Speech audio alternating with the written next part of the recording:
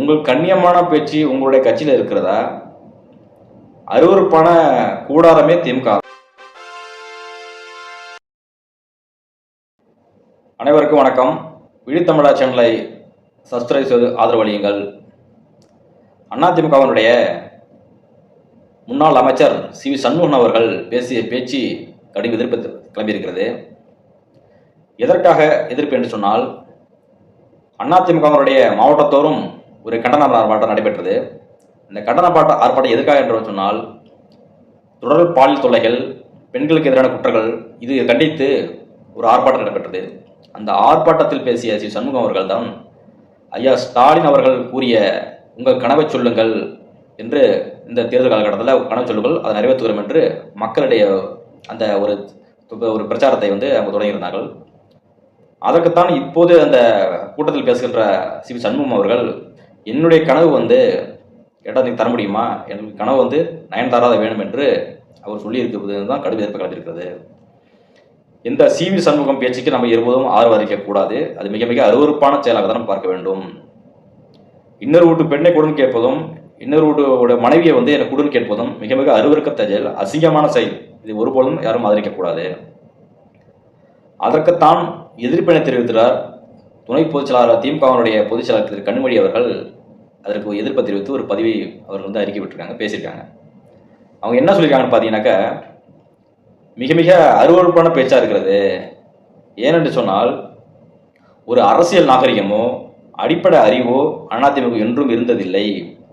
பெண்களை இழிவுபடுத்துவதையே வாடிக்கையாளராக வைத்திருக்கும் தனது கட்சியை சார்ந்த இந்த நபரின் அருவருக்கத்தேக்க பேச்சு எதிர்கட்சி தலைவர் நடவடிக்கை எடுப்பார் என்பதெல்லாம் எதிர்பார்ப்பது வீண். அதிமுகவின் முன்னாள் அமைச்சர் சி. சண்முகம் சர்ச்சை பேச்சுக்கு கனிமொழி அவர்கள் குறித்து இது பேசியிருக்காங்க. அதே போன்று இவர் மட்டுமல்ல, இவர்களெல்லாம் இந்த சர்ச்சை பற்றி பேசுவதற்கு கனிமொழி அவர்கள் கூறுவது சரியான எதிர்ப்பு தான்.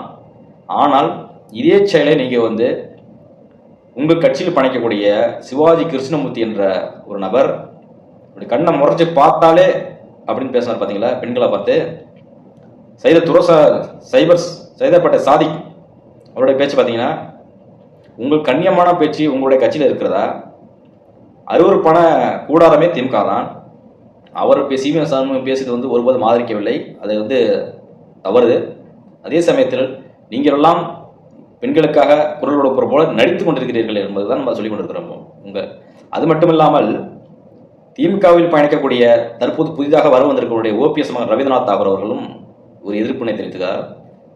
சமீபத்தில் பெண்களுடன் சாட் பாலியல் சீண்டலில் ஒரு செய்தி வந்தது பார்த்தீங்கன்னா, ராஜீவ்காந்தி மாநிலவாடி செயலாளர் இருந்தவர் தலைவராக இருந்தவர் இப்போது கொள்கை பரப்பு இணைச் செயலராக மாற்றிய காரண பின்னணிகள் தான் இது போன்ற நிலையில் ஈடுபட்ட அந்த செய்தி வந்திருந்தது.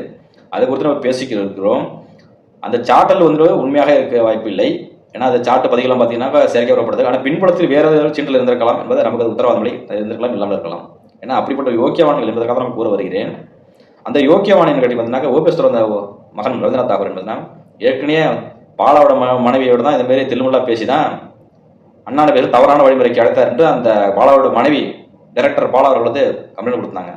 இது போன்ற என்ன தவறாக எனக்கு இந்த குடும்ப பாலாவோட மனைவி மீறியதுக்கு காரணம் இவன் தான், ரவீந்திரநாத் தான். யோக்கியவான் பதிவு போட்டிருக்காப்புல. என்ன பதிவு போட்டிருக்கீங்கன்னு பார்த்தீங்கன்னாக்கா, எளிமையான குடும்ப பணியில் இருந்து தனது திறமையாலும் கடின உழைப்பால் என்று சிறந்த நடிகை என்ற பெயர் மட்டுமல்லாமல் லேடிஸ் சூப்பர் ஸ்டார் என்ற உயர்ந்த பட்டத்தையும் அடைந்திருக்கும் திருமதி நயன்தாரா அவர்களை இழிவுபடுத்தும் வகையில் பேசியிருப்பது அதிமுக எம்பி திரு சி. சண்முகம் அவர்களை நான் வன்மையாக கண்டிக்கிறேன் அப்படின்னு பேர் போட்டிருக்கிறாரு. கண்டிக்கிறாரா? இவர் தான் பாலாவோட கொண்டாட்டிகிட்ட கலந்துடர்பார் அண்ணனு பேசியிருந்த அந்த லேடிகிட்ட தவறாக அழைத்ததற்கு தான் இப்படிப்பட்ட கேடு கட்டவும் தான் கண்டனம் தெரிவிக்கிறாரு. நம்ம ராஜீவ்காந்தி அவர்கள் என்ன சொல்லியிருக்காங்க பார்த்தீங்கன்னாக்கா, யோக்கியவான் கொம்படுத்து உள்ள வைப்பாங்களே, அதே மாதிரி இவர் கண்டனம் தெரிவித்திருக்கிறாரு. சி.வி. சண்முகம் ஆணவ பேச்சு, தலைக்கேறி பேச்சு, நிதானமான மனிதர்கள் பேச்சு அல்ல. நிதானம் தவறி பெண்களை மோகப் பொருளாக பார்க்கிற அவர் பேச்சு மிக மண்டி கட்டித்தக்கதுன்னு அப்படி ஒரு ட்விட்டர் பதிவை போட்டிருக்காங்க. அவங்களாம் இவரெல்லாம் ட்விட்டர் போடுற அளவுக்கு தகுதியானவர்களா என்பதுதான் நம்ம கேள்வி. அதிமுக பேச்சுக்கு கண்டிக்கிற இவர்களெல்லாம் யோக்கியவனார்களான்னு பார்த்தீங்கன்னா, இவருடைய குற்றப்பெண்ணிகள்லாம் பார்த்தீங்கன்னாக்கா, ஒன்று பாலியல் சண்டையில் ஈடுபட்ட ராஜீவ்காந்தி அவருக்கு சொல்றாரு, பாலாவோட மனைவிட வந்து தவறாக நடந்து கொண்டதாக அவர் மனைவி புகார் அளிக்கிறாங்க. அந்த அவர் யோக்கியவன் பேசுறாரு. கனிமொழி அவர்கள் என்ன இது போன்ற கட்சியில் நடக்கின்ற செய்திகள்லாம் பிம்பப்படுத்தி குற்றம் அப்படின்னு வெளிப்படையாக பேசுறீங்களா? தன் கட்சியில் இது போன்று நடக்கின்ற தவறான நபர்கள் எல்லாம், தவறான பேசக்கூடியவர்கள்லாம் கண்டித்து பேசுறீங்களா? இப்போ மட்டும் அப்படியே பெண்களுக்கு என்று பேசிவிட்டார் அறுவருக்கத்தக்க பேசியெல்லாம் இப்போ வந்து வெற்று நாடகம், வெற்று கூச்சல், சரிங்களா? அது மட்டும் இல்லாமல் ஏன் இந்த இது பிரச்சனை கேட்டீங்கன்னாக்க, சட்டவர் இடி ரேடு வந்து இப்போ வந்து நடவடிக்கை எடுத்திருக்காங்க. சட்டவிதமாக பண பரிவர்த்தனை, அதில் பணமறிமாற்றத்தில் சட்டம் 25 கோடி. அதில் வந்து திமுகவுடைய கவுன்சிலர் சுதாவின் கணவர் வந்து மூர்த்தி சொத்து வந்து முடக்கப்படும் அமலாக்கத்துறை முடக்கியிருக்கிறாங்க. இந்த செய்திகளை பற்றி வெளியே ஏதாவது வரும் வந்து பார்த்தீங்களா? இதை பற்றி பேசுங்க. இதுதான் மக்களுக்கு வந்து மக்கள் காசை பிடிக்கணும், மக்கள் கவுன்சிலராக நீங்கள் ஓட்டு வரணும், மக்களுக்கு செய்யாமல் இது மாதிரி பணத்தை வந்து முறைகேடு செய்கிறீங்கள, இதை பற்றினே பேசுங்க. உங்கள் ஐயா ஸ்டாலின் அவர்கள் தன்னுடைய பிறந்த நாளுக்கு வந்து மக்களுடைய காசை வீணடிச்சு விளம்பரப்படுத்துறது 2.2 கோடி 2.28 கோடி பணத்தை வந்து விளம்பரம் செய்திருக்கிறார்கள் மக்கள் காசை வச்சு. உங்களுடைய சுய விளம்பரத்திற்காக மக்கள் காசை விரம் செய்கிறீர்கள். அதை பற்றி பேசுங்க. எதுக்கு ஆட்சிக்கு வந்து இப்படி முறைகேடு பண்ணுறீங்க, ஊழல் பண்ணுறீங்க, மக்கள் காசை வீணடிக்கிறீங்கன்னு அதை கேளுங்க. இதெல்லாம் ஒரு முக்கியம் பார்த்தீங்கன்னாக்கா, உதயநிதி அவர்கள் வந்து வேட்புமனு தாக்கல் செஞ்சுருக்காருங்க. அந்த வேட்புமனு தாக்கல் பார்த்தீங்கன்னா அவரோட சொத்து 28 கோடி 82 கோடி. ரொம்ப நம்பிக்கைக்கூடியதாக இருக்கும், ரொம்ப நம்பலாம், தாராளமாக நம்பலாம். அவரோட காசே கிடையாது, ஒரு 28 கோடி தான் இருக்கு அவங்கள்ட்ட. உதயநிதி ஸ்டாலினுக்கு மொத்தம் 1.35 லட்சம் கடன் இருக்குது. அதாவது வேட்புமனு தான் போயிட்டாங்க. ரொம்ப ஏழப்பட்டவங்க, காசு வச்சுலாம் ஒன்றுமே இல்லை, 1.5 கடன் வச்சிருக்காரு. ரொம்ப கம்மி காசு தான், சாப்பாட்டுக்கு வழி இல்லை. 28 கோடி சொத்து இருக்குது, ஆனால் 1 கடன் தான் வச்சுருக்காங்க. அதனால் இது ஒரு பெரிய விஷயம் இல்லை. கடன் கொஞ்சம் தான் கடன் வச்சுருக்காங்க, ஏழப்பட்டவங்க இல்லையா? இந்த சூழ்நிலையில் நல்லா இருந்த ஒருவரை வந்து இந்த வந்து திமுக அரசு வந்து நிறைய நல்ல திட்டங்களை போடும். எந்த நேரத்தில் அரசியல் தேர்தல் கட்டத்தை எதை எப்படி வச்சா மக்களை வீழ்த்தலாம், இதையே சொல்லி உருட்டலாம். ஏன்னு கேட்டீங்கன்னாக்கா, நாங்கள் வந்து நீட் தேர்வு ஒழிப்போம் அப்படின்னு சொன்னாங்க. மாடல் நடத்தி நீட் தேர்வுக்காக கையெழுத்தப்பட்ட ஒப்பந்தம்லாம் கீழே கடந்து செய்தி கடந்து பார்த்துப்பீங்க. நாங்கள் அது ரகசியம் இருக்கிற ரகசியம் சொன்னால் அந்த ரகசியம் என்ன கேட்டீங்கன்னாக்க, நாங்கள் ஆட்சிக்கு வந்தாலும் சொன்னாங்க. இதுதான் ரகசியமா? இதற்காக இவரோட நம்பி ஏராளமான மாணவர்கள் எல்லாம் நீட் தேர்வில் வந்து விளக்கப்பட சொன்னதெல்லாம் விரக்தியிலிருந்து மாணவர்களை அவருடைய உயிரை பறிப்பட்டதெல்லாம் தெரியும், பறிகொடுத்தலாம் தெரியும். இவங்களை நம்பி நீட் தேர்வுக்கு தயாராக நீக்க முடியாது என்று அந்த நளினி சுதந்திரம் அவர் வந்து சிதம்பரமோட மனைவி வந்து வக்கீலாக இருக்கிறாங்க, ஒருபோது நீக்க முடியாது சொல்லிட்டாங்க. அப்போ இருக்கிற சூழ்நிலையில் மக்களுடைய ஆசையை தூண்டி, மாணவருடைய ஆசையை தூண்டி, எப்படி நாங்கள் வந்தால் நீட் தேர்வு ரத்து செய்யும் என்ற ஒரு ஆசையை தூண்டி அவர்களை வெற்றி பெற்றார்களோ, அனிதா மரணத்தையும் எடுத்துக்காட்டி அதை வச்சு அரசு செய்து வெற்றி பெற்றார்களோ, அதே போன்று தற்பொழுது தேர்தல் நெருங்கக்கூடிய இந்த சூழ்நிலையில் ஏற்கனவே பராசக்தி படத்தில் இந்தியை வந்து பார்த்தீங்களா, இந்தியை வச்சு நான் ஒரு ஆதாயத்தை இட பார்த்தேன் பார்த்தீங்களா, தமிழை நான் தான் காப்பாற்ற போகிறோம், இந்தியை பூத்த பார்க்கறது மத்திய அரசு, தமிழர்களுக்கு எதிரானது, தமிழ் வரலாற்றை சிதைக்கும் அப்படின்லாம் பேசிக்கிட்டு நான் படம் எடுத்தாங்களே, அதை ஆதாரமாக கொண்டு இப்போ இன்னொரு அடிப்படையாக போனால் கடைசி கட்ட தேர்தல் கட்டத்தில் காசுக்கு வேலை செய்யணும் திருமுருகன் காந்தி இந்தி என்ற அந்த ஊரில் ஒரு கோஷத்தை போடுற ரயில்வே ஸ்டேஷனில் போயிட்டு நான் இந்திய அடிப்படை கொண்டு நம்முடைய வேலை வாய்ப்பெல்லாம் வடநாட்டு பருத்து கொடுக்குறாரு. அங்கே கத்தி பேசுகிறாரு. அங்கே கத்தி பேசும்போது தான் பார்த்தீங்கன்னா ஒருத்தர் வந்து சிவாதீபில் என்று ரயிலில் முதல் அடிபட்டு தற்போது இறந்திருக்கிறார். அதற்கு ஐயா ஸ்டாலின் அவர்கள் என்ன பதிவு போடுறாங்க பார்த்தீங்கன்னாக்கா, இனி உயிர் போக விட மாட்டோம், இந்திய அழிப்பு போராட்டத்தின் போது உணர்ச்சி வசப்பட்டு ரயிலின் முன் பாய்ந்த சகோதரர் சிவா திலீபன் அவர் தீவிர சிகிச்சை பலனளிக்காமல் உயிரிழந்ததை மனவேதனை கணக்கச் செய்கிறது. மொழிப்போரில் நாம் இருந்த உயிர்கள் போதும் இனி ஒருபோதும் உயிரோடு போகக்கூடாது. இந்திய திணிப்பை நம் மதிநுட்பத்துடன் மன உறுதியுடன் தமிழ் பற்றாடலில் வீழ்த்த வேண்டும். மே 17 இயக்கத்தைச் சேர்ந்த சிவா திலீபன் உயிரிழப்புக்கு முதல்வர் முகஸ்டாலின் ஒரு பதிவு போட்டிருக்காங்க. ஐயா ஸ்டாலின் அவர்களே, நீங்கள் தேர்தலுக்காக இது போன்ற அதை வச்சு பிரச்சாரம் பண்ணி இந்திய புகுத்துவார்கள், தமிழர்கள் வேலைவாய்ப்பு இப்போ கோஷம் போடுறீங்க, இத்தனை 5 ஆண்டுகளாக எங்கேயோ போயிருந்தீர்கள் என்பதுதான் எங்களுடைய கேள்வி. அதற்குத்தான் நாங்கள் வந்து சொல்கிறோம்.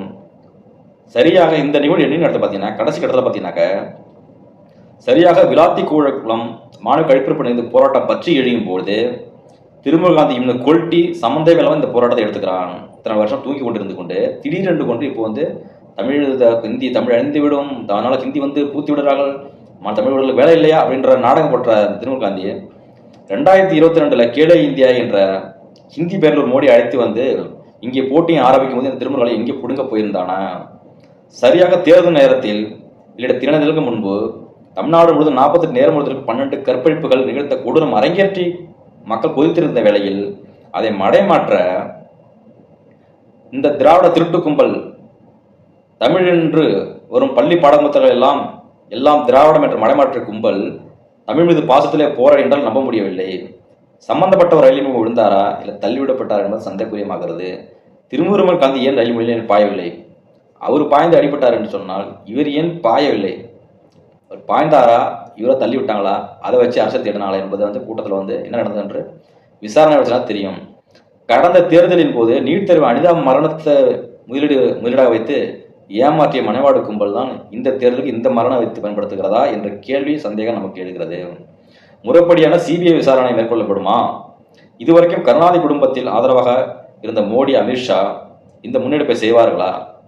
ஏன்னு கேட்டீங்கன்னா, இப்போ இதுக்காக விழுந்தாங்களா இல்லையா, இதை வச்சு அரசியல் ஆதரவு இது சிபிஐ முறையான விசாரணை எடுக்க வேண்டும் என்றும், ஏன்னா தமிழர்கள் விழிப்புடன் இருக்க வேண்டிய இருங்கள். இது போன்ற இறுதி கட்டத்தில் தேர்தல் வாக்களை பெறுவதற்காக இது போன்ற சில திலாலங்கடிகளை செய்வார்கள். அதை நம்ம மக்கள் புரிந்து கொள்ள வேண்டும் தான் இந்த பதிவை படிக்கின்றேன். அதே சமயத்தில் மக்கள் நீங்கள் எவ்வளோ தான் காசு கொடுத்தாலும், லேப்டாப் கொடுத்தாலும், புதுமை பெண்கள் காசு கொடுத்தாலும், இலவச பேருந்து சொன்னாலும், எல்லாம் பண்ண நீங்கள் ஆசை தோன்றினாலும் ஒரு பாட்டி ஒரு விழிப்புணர்வு ஒரு பாட்டி அதுக்கு என்ன சொல்கிறாங்க? அந்த பாட்டி, ஐயா ஸ்டாலின் அவர்கள் இப்போ காசு கொடுக்குறது நோக்கம் எனக்கு தெரிஞ்சு போச்சு, ஆட்சி விட்டு இறங்குற நேரத்தில் இப்போ காசு கொடுக்குறாங்க, உலகம் செய்யல அப்படின்னு பாட்டி விவரமாக கேட்குற அளவுக்கு விவரம் வந்துச்சுன்னா பார்த்துங்க. வந்தாரு இப்ப இறங்க போற நேரத்துல அந்த காட்சியை கொடுக்கிறாரு. இந்த காட்சி எதுக்குங்க? அப்ப ஓட்டு போடுவாங்கிறத வச்சுதானே அந்த காட்சி அவங்க கொடுக்குறாங்க. வயசான காலத்திலயும் அவங்க சிந்திக்கிற நிலைமையில இருக்கிறாங்கனாக்க உங்களோட ஆட்சி லட்சணம் பாருங்க. நீ ஒருபோதும் உங்களை ஏமாற்ற முடியாது. ஏன்னு கேட்டீங்கன்னாக்க நீங்க ஆண்டது போதும், இதோட கட்சி விட்டு போங்க. ஏன்னு கேட்டீங்கன்னாக்க இது வரைக்கும் பார்த்தீங்கன்னா 5 ஆண்டுகள் பாலியல் வன்கொடுமை 2080 பாலியல் வன்கொடுமை நடைபெற்றிருக்கிறது. போக்சோ வழக்கில் 39,999 வழக்குகள் பதிவுபட்டிருக்கிறது. இதனால மக்களுக்கு புரிஞ்சு விட்டது, இந்த ஆட்சியில் வன்முறைகள் மட்டுமல்ல, பெண்களுக்கும் பாதுகாப்பும் இல்லை, இலவசங்கள் என்பது ஏன் கொடுக்குறீங்க என்பது மக்கள் விடுத்து கொண்டார்கள். இதோட உங்கள் ஆட்சி முடிவு பெறணும். மறுபடியும் வந்தால் தமிழகம் தாங்காது. அதற்கு தான் மக்கள் தெளிவாக இருக்கிறார்கள். தெளிவான நல்ல ஆட்சியை வர வேண்டும் என்ற மக்கள் நல்ல தலைவர்களை தேடுங்கள் என்பதுதான் இந்த காணொலியில் தெரிவித்துக் கொள்கிறோம். நன்றி, வணக்கம்.